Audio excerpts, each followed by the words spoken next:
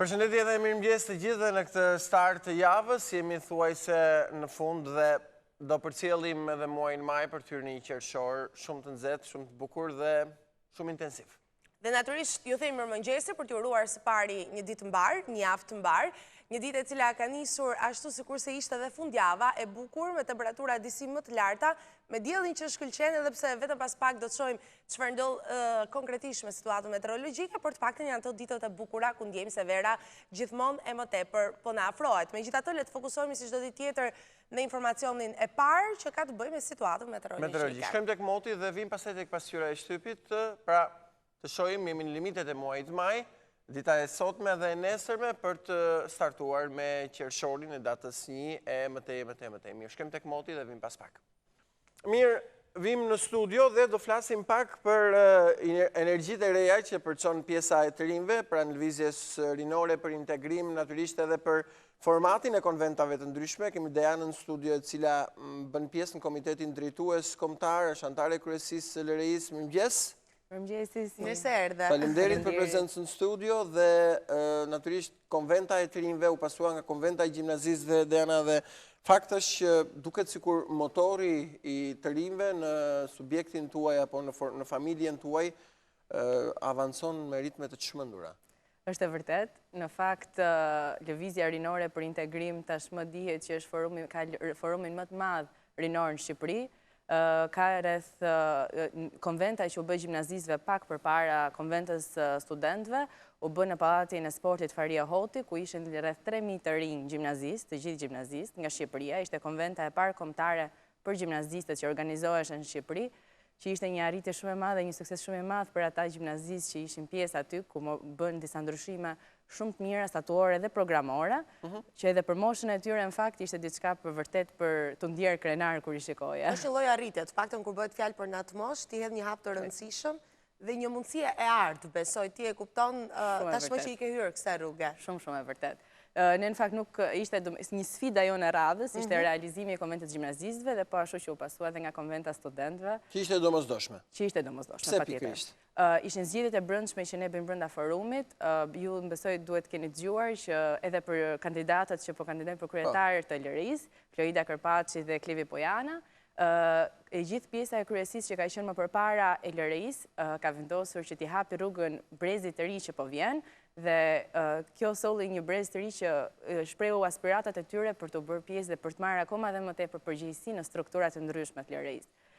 Një nga to isha unë, ishte Kristi me Fionën, që tani po merren me koordinimin e strukturës së gjimnazistëve, dhe shumë të rinj tjerë në gjithë Shqipërinë që po ashtu po kandidojnë dhe jemi shumë krenar për gjithë secilin prej tyre. Megjithatë konstatoni që në tërësi përveç le të themi entuziastit të nismave, të rinjt natyrisht gjenden dhe rrethana shumë të vështira.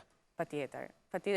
Pjesa e studentëve që ju mbuloni shumë mirë apo edhe pjesa e gjimnazistëve? Patjetër. Nuk e di nëse e keni parë, por programi i studentëve që ne hartuam dhe që jemi marrë gjatë gjithë kësaj periudhe ka qenë konstatonte pikërisht në problematikat që kanë pasur studentët.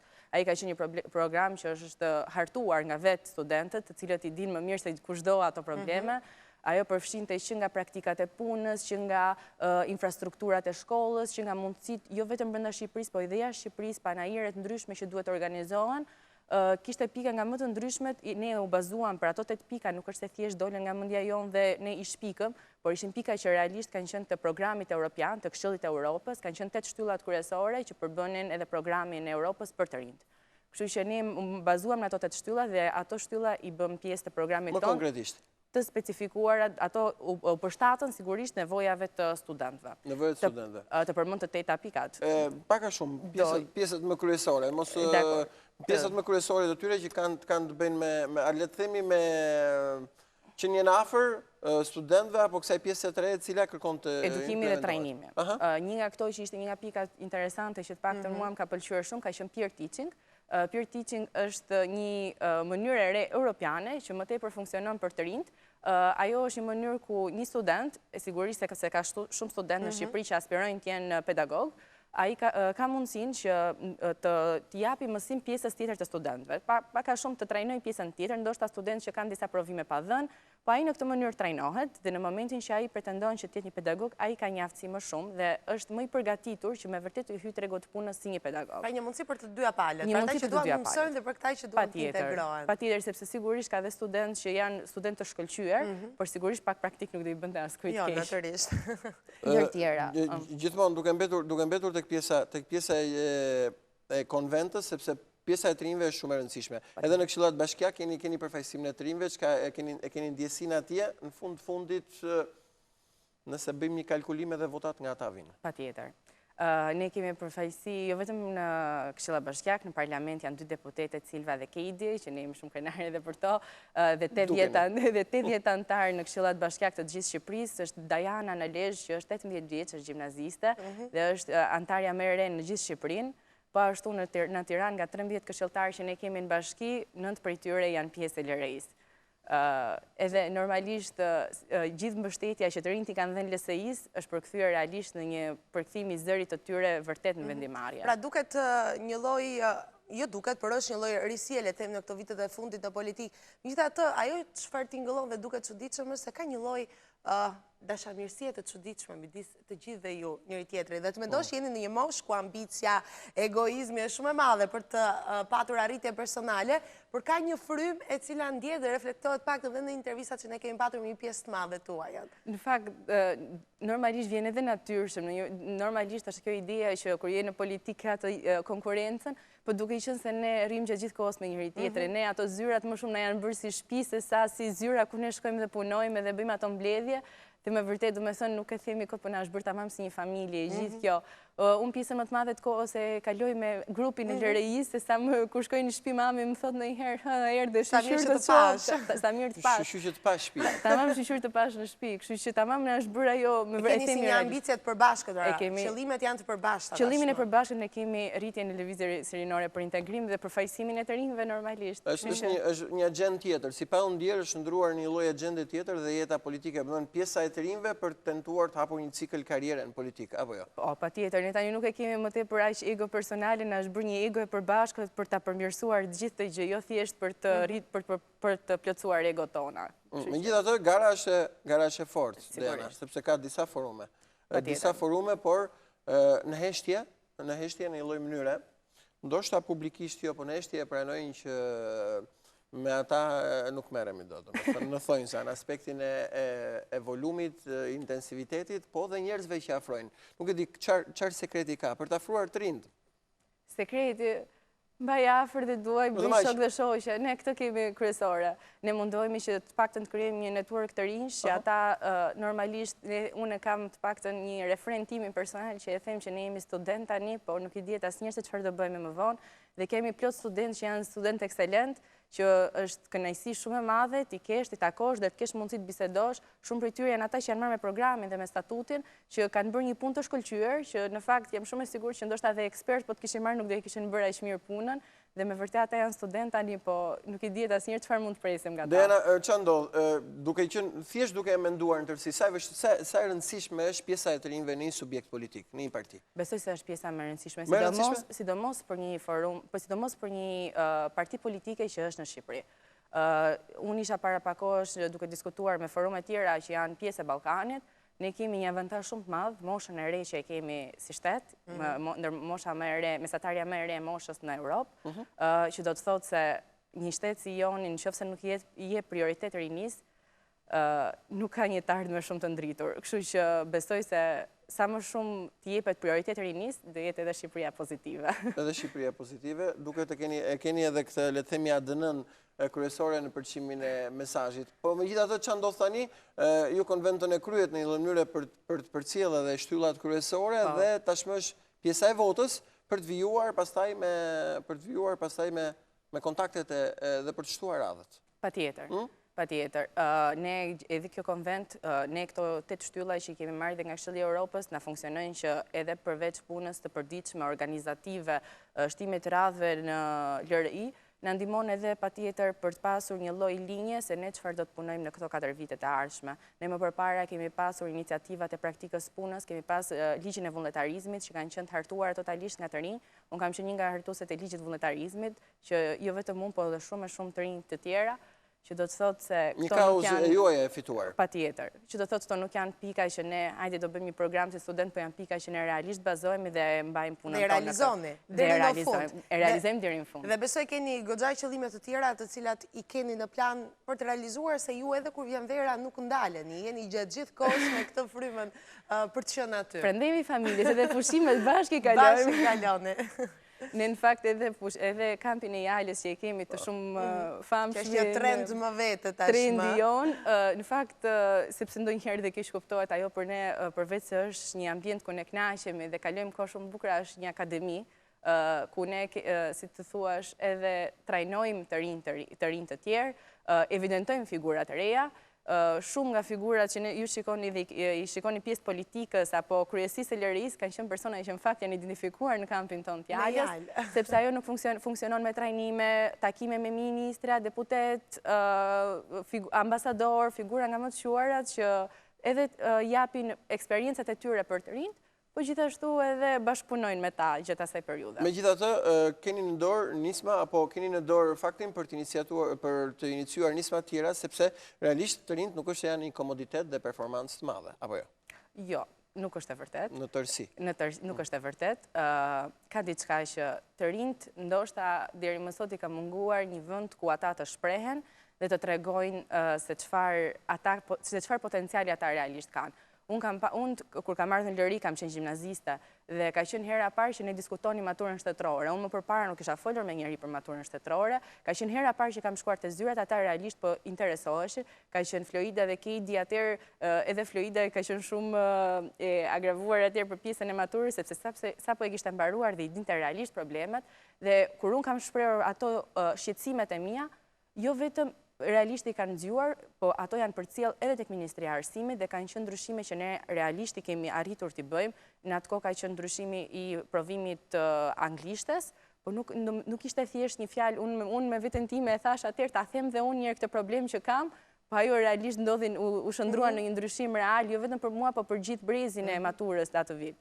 Kështu që në LRI të rinjt e kanë një zë ku mund të shprehen dhe besoj se deri tani kjo i ka munguar që ata të kenë. Edhe një zgjidhje pra. Dhe një zgjidhje. Jo vetëm një zë. Një zë dhe një zgjidhje. Që të shkojë deri në fund atyre problemeve. Dhe duket sikur vazhdoni ende dhe me frymën e ish-kryetares. I referoj Monikës. E pastaj një frymë e cila vazhdon të jetë prezente për të mbledhur, për të shtuar radhët, për të qenë gjithmonë atje dhe grup dhe jo vetëm Tiranë, jo vetëm te Blaja. Po, patjetër, fryma Monës është e pandashme nga ne, është ajo mburoja jonë, domethënë kështjella që ne kemi, e kemi një person shumë të veçantë. Nëse LRI-ja është familje, Monika dhe kryetari janë mamaj dhe babaj për ne. Absolutisht, absolutisht. Dhe duket sikur dhe ka ardhur momenti pra nëse ishte indriti, atëherë le të zgjedhim një vajzë, apo jo? Nuk Klevi nuk mërzitet, po nuk e zgjedh as unë as Stella, po natyrisht kjo sa për të ngacmuar Deana. Ata janë të dy një vajzë dhe një del shumë i mirë, shok tanë që ne punojmë çdo ditë dhe unë uroj suksese që dyve, presim që dalin rezultatet. Mua do më bësh shumë qefi si njërin apo tjetrin se me të dy kam punuar gjatë gjithë kësaj kohe. Megjithatë ajo është garë, nuk ka problem, ajo është pjesë ende atje. Por nëse dalim përtej Tiranës, Deana, ngarkesat që ju dëgjoni shtohen. Patjetër. Mos bëjmë krahasimin gjithmonë me të rinjtë e Tiranës, sepse kjo është diçka më ndryshe. Po të hidhemi në për zona më të ndryshme, atëherë do të thotë që të rinjtë thuajse janë në pikën e fundit të mbijetesës. Nuk mbijetesës të komportimit apo të kurimit për veten e tyre. Nuk do thoya këtë gjë, por edhe si në Tiranë, ashtu në çdo qytet të Shqipërisë, të rinjtë e LRI-s po mundohen të bëjnë të njëjtën gjë dhe po dalin goxha të suksesshëm. Unë siç e thash është Dajana që është vetëm 18 vjeç, është antare në Këshillin Bashkiak, e cila po bën një punë shumë të mirë në Lezhë, po ashtu Katarinë në gjithë Shqipërinë që janë pjesë e Këshillave Bashkiak dhe ata gjithashtu po mundohen të organizojnë për çdo gjë. Kidi nuk është përfaqësuese vetëm e Tiranës, por është përfaqësuese e gjithë Shqipërisë në parlament, kështu që po ashtu merret dhe me problemet e studentëve, gjimnazistëve, të rinjve në gjithë Shqipërinë. Dhe realisht ju personalisht me nismat tuaja ku tentoni më shumë? Tentoni më shumë tek pjesa e studentëve ose për t'u bërë atë le të themi jetën universitare më të thjeshtë studentëve, jo jeni vetë studente? Unë që tani po punoj me pjesën e studentëve, patjetër jam më e fokusuar te pjesa e studentëve, po ne si Lëri jemi për gjithë të rinjtë e Shqipërisë. Nuk jemi të fokusuar vetëm në një kategori në gjimnazist apo tek studentët, por zakonisht studentët janë ata që përballen me më shumë sfida, duke qenë se është shkëputja nga familja, ku duhet ndrosh një qytet apo duhet lëvizësh, përballesh vetëm, pas mbarimi studimeve, punësimi dhe gjitha këto janë që e bëjnë një kategori shumë delikate, që normalisht duan edhe fokus pak më të madh. Dhe besoj vazhdojnë problemet janë të evidentuar edhe sot e kësaj dite, edhe pse është punuar fort që të zgjidhen problemet e studentëve, i konstatoni? Patjetër. Prandaj u munduam të hartonim një program sa më të mirë që edhe ti kishim sa më të hartuar në pika këto probleme që studentët kanë, dhe të mundohemi të gjejmë edhe zgjidhje sa më të mira dhe sa më efikase për të rinjtë. Më shumë edhe një program imponues, le të themi për autoritetet respektive, imponues në faktin që shiko, po futemi në një binar ku realisht domosdoshmëritë për pjesën e të rinjve janë faktike. Patjetër, këto ishin pika që ne i bëjmë si një program studentësh, edhe gjimnazistët, po të njëjtën gjë hartuan një program për gjimnazistët, po këto janë pika që LSI merr realisht në konsiderat për të pasur programin e saj në 2017-ën. Në 2017-ën, një program i cili natyrisht një pjesë të madhe do të zërë edhe pjesën tuaj. Patjetër. Mirë, Dejana, ishit edhe në Maltëzi? Në një event, jo plazhi, kuptohet? Sigurisht. Në një event fesit dhe realisht kam parë që nuk mungoni për të gjetur dhe për të frekuentuar të tilla seminare, le të themi, apo konventa që i përkasin pjesës së të rinjve. Ku është benefiti kryesor? Për ne, sigurisht edhe marrëdhëniet me partitë si motra që janë në botë, sidomos edhe pjesa Ballkanit, dihet që në Ballkan ka shumë probleme, por një nga pjesët kryesore, siç thatë, unë isha në Malzi këto ditë, Fesi kishte këtë organizim që u bë me përfaqësues nga Partitë Socialiste të Ballkanit, ishin diskutime për pjesën e zonës komplet, për diskutuar për gjithë Ballkanin. Kishte diskutime nga më të ndryshmet, po gjëja më kryesore është që ne kemi një bashkëpunim sa më të mirë me Ballkanin. Problemet midis shteteve janë akoma evidente, por ama kur shikon të rinj si nga Kosova, si nga Serbia, si nga Malizi, si nga Maqedonia, që janë shumë të gatshëm për të bashkëpunuar dhe mundohen gjejnë zgjidhje sa më të mira, jo vetëm zgjidhje rinore, po zgjidhje politik bërëse, se si të gjejmë rrugë bashkëpunimi që këto të funksionojnë në një mënyrë të përbashkët. Po jo vetëm për Ballkanin, për gjithë Europën, KIDI, siç e dini, është zgjedhur zëvendës presidente e organizatës më të madhe JUSI, Internacionale Socialiste të rinjve të botës. Ajo është zëvendës presidente dhe ishte në një mbledhje presidiumi para pak ditësh për të hartuar programin, sepse ajo është një nga përfaqësuesit e Ballkanit, për të hartuar programin e 4 viteve të ardhshme për zonën e Ballkanit me partitë socialiste në botë. Kur do t'ju lodhi jeta partjage? Nuk e besoj se do më lodhi. Se sa po ka filluar të marrë jetë konkretisht, apo ja? Je bindur për këtë? Jam shumë e bindur. Ka një satisfakcion të veçantë punosh me njerëz dhe sidomos të takosh kaq shumë njerëz të interesuar dhe me shpresë diçka ndryshe do ndodhë. Jo, dakord, në rregull, shumë vajza për te ekranit ose monton, po mirë, dakord, në kuptimin edhe të batutës, po dhe të realitetit, si kanë energji dhe nerva që merren çdo ditë me këtë punë? Të them të drejtën, e kam mentuar dhe vetë këtë gjë shumë herë. Në fillim normalisht dhe unë nuk është se ku merresha me këtë gjë rregullisht, derisa filloi dhe më bë diçka e përditshme. Ka një satisfaksion shumë të veçantë kur ke çdo ditë diçka shumë të madhe për të bërë, edhe ke diçka çdo ditë një të ri tjetër për takuar, një të ri që ka të jep një frymëzim më shumë. Sa më shumë të rinj të takosh, aq më shumë të rritet energjia, ta siguroj. Pra jeni jashtë rutine. Jashtë rutine, totalisht. Gjë që është shumë e rëndësishme për të rritur adrenalinë dhe për të ndjerë mirë. Nuk e di asnjëherë se çfarë do bësh nesër. Çdo ditë tani do takoj një tjetër, tani një tjetër dhe nuk të humbën energjia kur takon kur merr nga gjithë. Çdo ditë. Patjetër. Por edhe pjesa intensive për të bindur kanë përshtypjen është pjesa më e vështirë.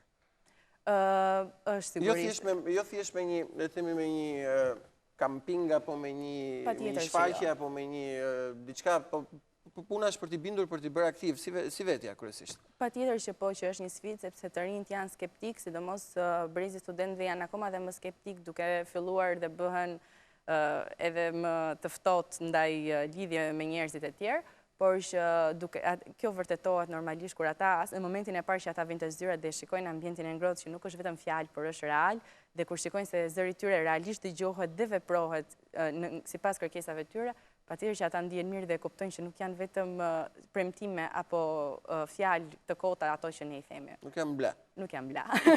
Edhe sterim të blaja, në ato nuk janë bla.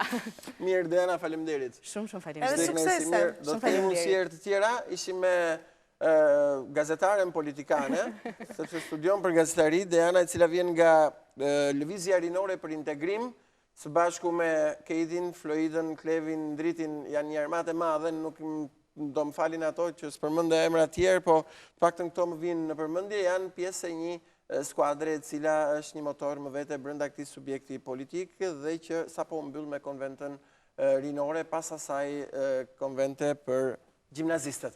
Mirë, shkojmë në insertet e tjera dhe vazhdojmë. Mirë, kthehemi në studio, kemi një zonjë të nderuar në studio, Ministren e Zhvillimit Urban, zonjën Eglantina Gjermeni, mirëmëngjes. Faleminderit për prezencën edhe për gjetjen pak kohë nga agenda e ngjeshur, sepse edhe natyrisht të kreu një institucioni në agendën e ka më shumë se sa të pasur. Zonja Gjermeni, do të flasim pak fillimisht për, le të themi, për zhvillimin ndërkufitar. Është diçka e rëndësishme. Pse është e rëndësishme dhe pse keni puntuar së bashku me homologët në Kosovë me projektet cilat kanë kaluar për të bërë vitale dhe për të bërë efikase dhe zonat afër kufirit midis dy vendeve? Një falenderoj shumë për ftesën, mendoj që ideja që ne konkretizuam me konkursin dhe me fituesit që dham 2 ditë më parë në Gjakov, lindi nga marrëveshja e bashkëpunimit me kolegun Agani, në Kosovë, pikërisht me Ministrin e Planifikimit Hapësinor dhe të Mjedisit, për të, jo thjesht për të nënshkruar një marrëveshje bashkëpunimi në letër, por edhe për të bërë projekte konkrete, të cilat do kenë një ndikim në zhvillimin ekonomik dhe social të zonës, projekte model të cilat mund të përsëriten apo replikohen diku tjetër. Menduam që përveç shkëmbimit të përvojave, bashkëpunimit në fushën e planifikimit, ata në fakt janë një hap përpara për sa i përket planeve kombëtare, Kosova, ndërkohë që bashkëpunimin në fushën e standardeve të ndërtimit, në fushën e legalizimeve dhe në fushën e strehimit, menduam ta konkretizojmë me një nismë për të ftuar arkitekt të rinj, profesionist të rinj, për të sjell ide, modele, zhvillimi, projekt ide, përsa i përket 2 segmenteve të rëndësishme. I pari është koridori Gjelbër, Kukës-Prizren, dhe i dyti Gjakov-Tropoj-Has. Duke dashur, i pari quhet koridori Gjelbër, i dyti Shtigjet e Liris. Janë zona në fakt që historikisht kanë bashkëpunuar me njëra tjetrën, kanë pasur ndërveprim përsa i përket tregtisë, zhvillimit ekonomik, shkëmbimeve, dhe ne duam t'i rivitalizojmë, t'i rigjallërojmë këto lidhje dhe të krijojmë mundësi që potencialet ekzistuese, ekonomike, turistike, bujqësore që këto zona kanë, të mund të shpalosen edhe për turist vendas apo për të huaj, por edhe për të ringjallur këto lidhjet e vjetra historike mes tyre dy zonave. Do i tani zonat të lënë në harres, apo jo me impaktin e dur, se thatë për të rivitalizuar, ndoshta shikuesi thotë po, zonja ministre, si konkretisht, edhe pse ju e pre këtë pak? Ne, në fakt, ftuam profesionistë të rinj, donim që përmes organizimit të konkursit dhe marrjes së ideve të nxisnim dhe inkurajonim dhe profesionistë të rinj, arkitekt, planifikues, urbanist, nga Shqipëria dhe nga Kosova dhe më gjërë, për të sjell ide, projekt ide konkrete, të cilat do t'i shërbenin më së miri zhvillimit ekonomik, social, turistik të zonës. Dhe ky ka qenë një bashkëpunim që unë do ta, si thuash, etiketoja si model, për faktin se vërtet ka filluar nga ne, nga 2 ministrit, Ministria e Zhvillimit Urban në Shqipëri dhe Ministria e Planifikimit Hapësinor dhe Mjedisit në Kosovë, u ngjiz më tej nga arkitektët, profesionistët e rinj që aplikuan, u konkretizua përmes bashkëpunimeve dhe workshopeve konkrete me të gjithë përfaqësuesit e pushtetit vendor në Shqipëri dhe Kosovë, si janë organizuar workshope të përbashkëta për të, si thua, familiarizuar më shumë profesionistët e rinj me problematikat, me sfidat, me potencialet që kanë këto zona, dhe për t'i shërbyer më së miri qytetarëve, të cilët do t'jenë përfituesit kryesor, qytetarëve të këtyre zonave përreth. Mendoj që të dyja idet fituse të paktën për çmimin e parë, u ndan 2 çmime të para. Për sa i përket korridorit të Gjelbër, fitoi studio një ekip koha 16 me arkitekt planifikues nga Shqipëria, Kosova dhe Italia, ishte një kombinim. Dhe Përshtigjet e Liris, një studio tjetër me të rinj profesionist, shumë ambicios dhe shumë të përgatitur, në fakt hap pas mali e quajtën projektin. Do t'i veçoja të 2 fituesit dhe pa tjetër, pa dyshim do të falenderoj të gjithë pjesëmarrësit aty, se ishin vërtet me shumë dëshirë të përfshirë dhe gjithmonë kishin mbajtur në konsiderat traditën, kulturën, gjithë shka që ajo zonë ofron për ta shpalosur më bukur. Do të theksoja që të 2 fituesit e çmimit të parë kishin gjithë idenë e tyre, i kishin bazuar në potencialet ekzistuese, duke zhvilluar traditën, duke, për shembull, këta të ekipi i Shtigjeve të Liris, hap pas mali, kishin mshuar të zhvillimi turistik i zonës, të zhvillimi bujësor, hapja e tregjeve, të ruajtja edhe rivitalizimi edhe i zonës përreth bujtinave, për të pritur më shumë turist, edhe krijimin e një api për të treguar të gjithë shtigjet edhe rrugët ku mund të kalonin këmbësor, bicikleta për turist, për ta mundësuar të gjithë të informacion për të gjithë turistët.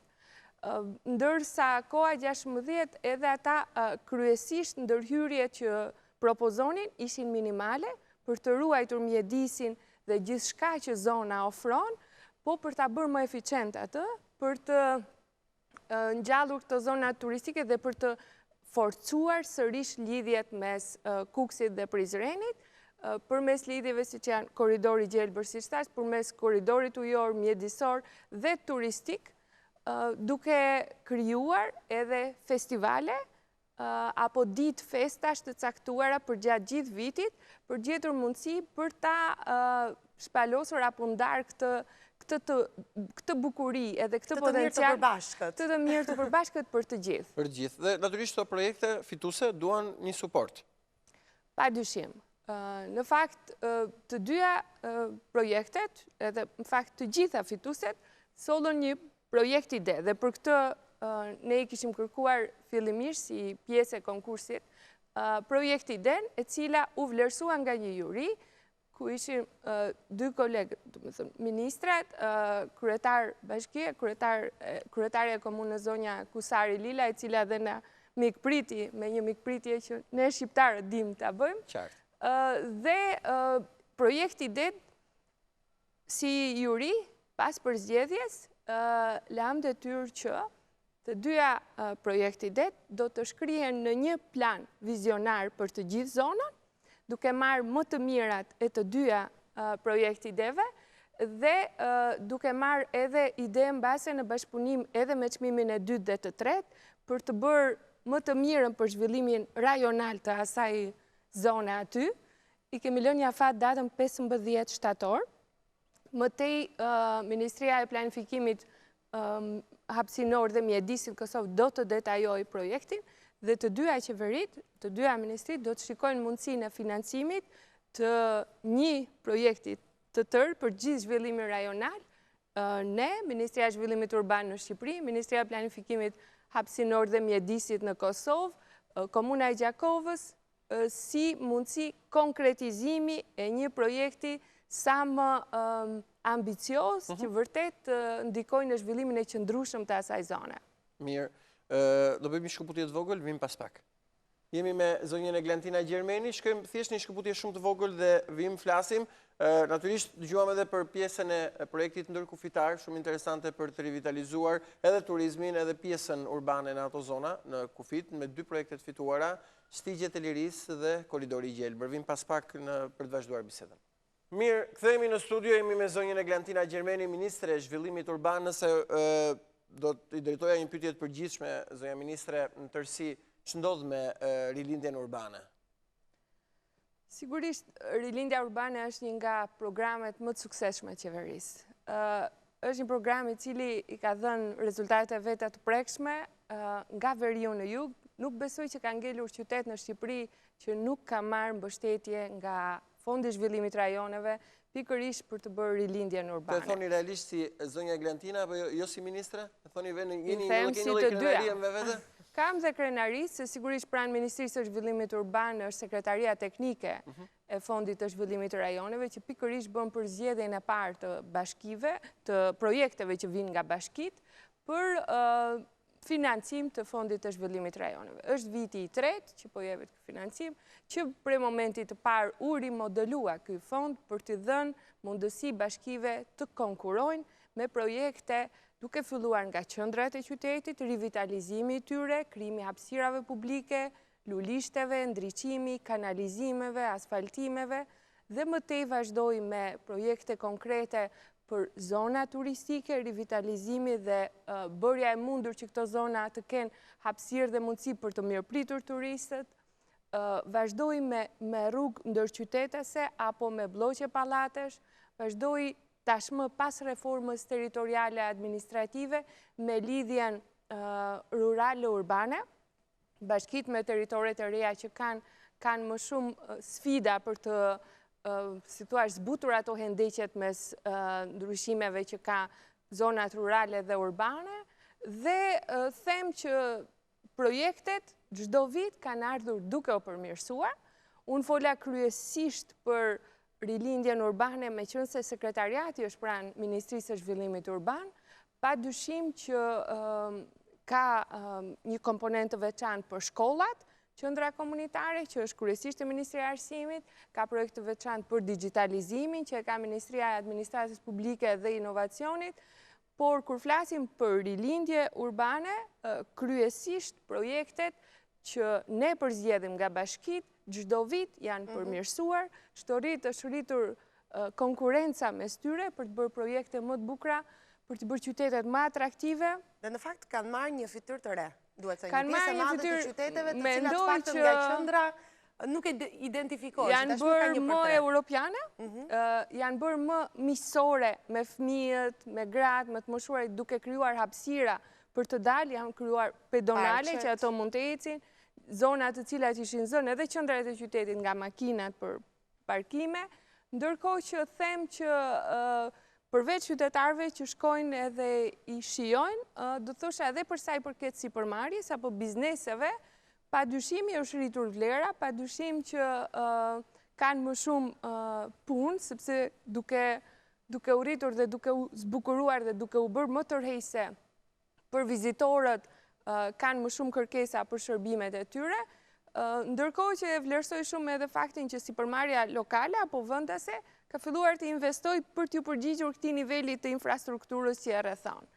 Them që ky program edhe për këtë vit, në fillim të vitit kemi dhënë 46 projekte të reja, të cilat bashkit tashmë i ka në proces prokurimi.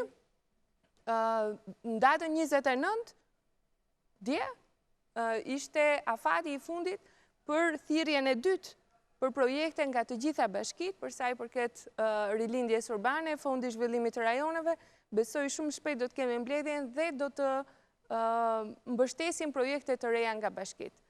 Këtë radhë do të theksoj që kemi nxitur edhe inkurajuar bashkit, jo vetëm thjesht për, siç thash, qendra e qytetësh, blloqe banimesh, apo rrugë, infrastrukturë për të lidhur hapësirën rurale me urbane, do të vazhdoj edhe me urbanizimin e zonave informale, projekte të cilat janë zhvilluar në Vlorë, në Durrës, në Lushnjë, si projekte pilot. Duam që bashkit në zonat informale që kanë të mund të hartojnë projekte për infrastrukturën, ndriçim, asfaltim, kanalizime për këto zona, duke theksuar që gjithë rilindja urbane i ka të gjithë komponentët për zhvillimin infrastrukturor të qyteteve. Jo vetëm të qendrave, po gjithë hapësirave ku jetojnë komunitetet tona. Dhe shumë shpejt pritet kaloni dhe 3 projektet kombëtare. Po, 3 planet kombëtare. Gjithë puna për 3 planet kombëtare, që janë plani përgjithshëm kombëtar i territorit, plani ndërsektorial i zonës ekonomike Tiranë-Durrës dhe plani ndërsektorial i Bregdetit, janë 3 plane kombëtare për cilat Ministria e Zhvillimit Urban, Agjencia Kombëtare e Planifikimit Territorit, me një sër aktorësh, ekspertësh, brenda dhe jashtë vendit, janë hartuar, kanë marrë komente dhe sugjerimet nga të gjitha ministrit përmes një procesi shumë përfshirës, debate, diskutime publike, dëgjesa publike në gjithë Shqipërinë. Jemi në procesin e fundit të përfshirjes të gjitha komenteve dhe sugjerimeve që kanë ardhur nga ministrit, dhe brenda këtij muaji, besoj javën e dytë të qershorit, do t'i diskutojmë në Këshillin Kombëtar të Territorit.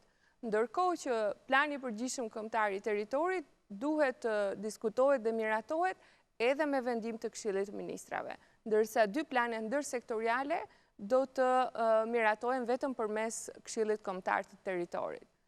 Janë instrumenta bazë që i paraprin zhvillimit të Shqipërisë 2030, i munduar që gjithçka, potencialet që Shqipëria ka, mundësitë që ofron, vizionin për një zhvillim të qëndrueshëm të territorit, ta mishërojmë, ta pasqyrojmë brenda këtyre planeve, plane të cilat janë vizionare dhe japin piketat e zhvillimit, po sigurisht do të detajohen, do të zhvillohen, qoftë përmes planeve vendore në përbashki, qoftë edhe përmes projekteve apo programe strategjike që ne si Ministri apo si Qeverisje Qendrore do të realizojmë. Do të realizojmë. Punët nuk mbarojnë kurrë, zonja ministre, po të paktën me miratimin e këtyre 3 planeve, përfshirë dhe pjesët që ju përmendët pak më përpara, duket sikur është plotësuar dosja e prioriteteve për në këtë mandat qeverisës, le të themi, për çështjen urbane.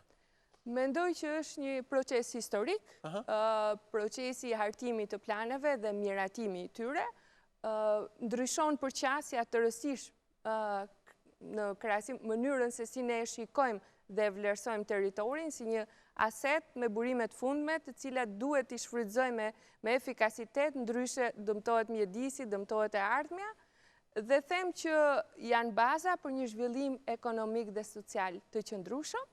Sfida e përbashkët është zbatimi i tyre dhe sidomos një lloj angazhimi dhe konsensusi politik që planet afatgjata duhet kenë miratimin dhe konsensusin politik, angazhimin e të gjithë aktorëve për të zbatuar.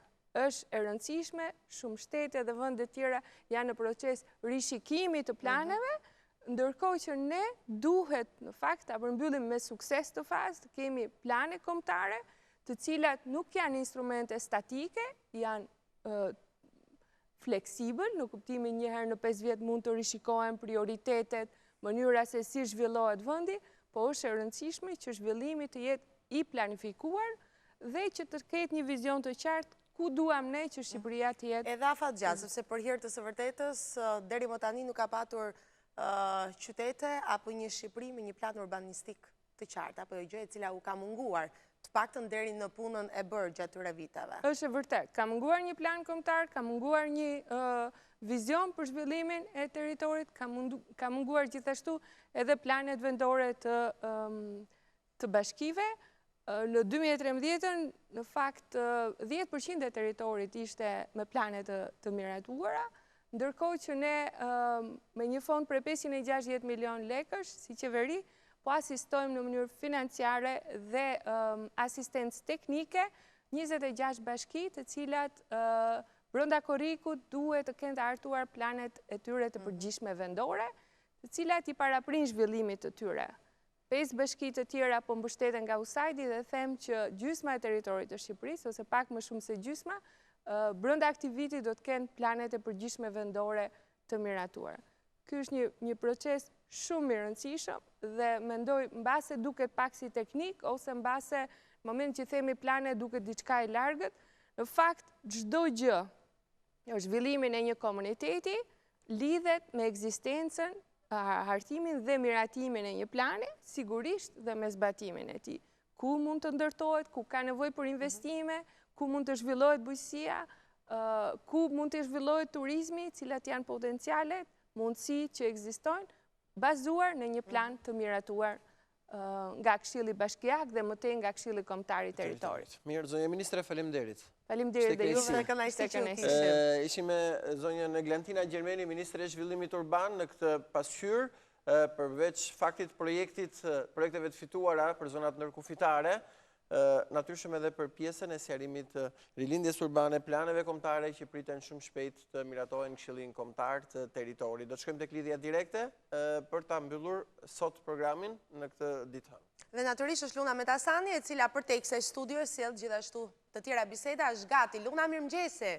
Mëngjes, Gerti, Stella dhe zonja ministre, ju përshëndesim në këtë transmetim të drejt për drejt, duke dashur t'ju urojmë edhe një javë të këndshme të gjithë atyre që na ndjekin dhe juve në studio.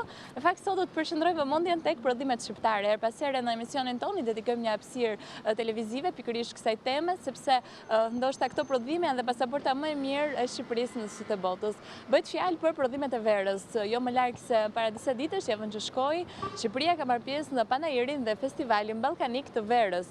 Janë prodhimet shqiptare të verave që kanë parë ndoshta dhe kanë fituar dhe çmime në radhët e të gjithë kompanive të ndryshme në gjithë Ballkanin. Për të folur më tepër, unë kam kënaqësinë që ndaj këtë transmetim të drejt për drejt me zotin Daniel Guçe, një mik e emisionit tonë nga Agjencia Shqiptare e Zhvillimit të Investimeve.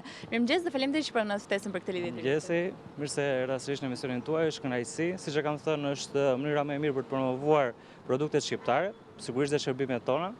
Dhe do vazhdoj të jemi një mik i emisionit tuaj sa herë që ne të kemi histori suksesi për produktet Made in Albania. Faleminderit. Do të flasim sot për Festivalin Ballkanik të Verës. Çfarë ishte ky festival, kur organizua, sa kompani shqiptare morën pjesë në të? Panairi dhe Festivali Ballkanik i Verës ishte në edicionin e tij të 5 këtë radhë. Ishte nga data 26 deri në datën 29, pra dje përfundoi Panairi. Është një panair ku promovohen të gjitha vendet e Ballkanit, me të gjitha varietet e verave të ndryshme. Shqipëria për herë të parë mori pjesë në këtë edicion këtë vit. Është i organizuar në një formë, siç thash, panairi, festival dhe në një lloj konkursi midis të gjitha kantinave të verave që marrin pjesë nga gjitha shtetet e Ballkanit në këtë kompeticion. Siç thatë dhe ju, këtë radhë për ne ishte hera e parë që morëm pjesë dhe ishte një histori suksesi. Ne u renditëm me dy medalje, me medaljen e argjënt dhe me medaljen e bronzt. Arsyeja pse i morëm këto çmime ishte mënyra e paraqitjes shumë dinjitoze në këtë panair. Varieteti autokton shqiptar, neve shkuam të organizuar, shkuam me një brand, ishte një brand Albanian Wine It's So Eagle, ndryshe nga shtetet e tjera që ishin secila për llogaritë vet në panair. Dhe ishim i vetmi shtet që paraqiteshim me 100% varietete autoktone shqiptare në këtë panair. Pra ishte një skuadër e tëra që arriti të rëmbente 2 medalje në këtë festival. Ishte kjo një pritshmëri, pra e dinim ose ndoshta e synonim këtë arritje apo ishte diçka? Luna, më dëgjon? Po Stella? Më duhet ta ndërpresim për pak çaste sepse na duhet të shkojmë në një tjetër lidhje të drejt për drejt, ku do të lidhemi pikërisht me presidentin e Asamblesë Kombëtare të NATO-s dhe punimet që po kryhen aktualisht në Tiranë, kështu që më duhet të largojmë nga kjo lidhje drejt për drejt për të shkuar më njëherë në lidhjen tjetër.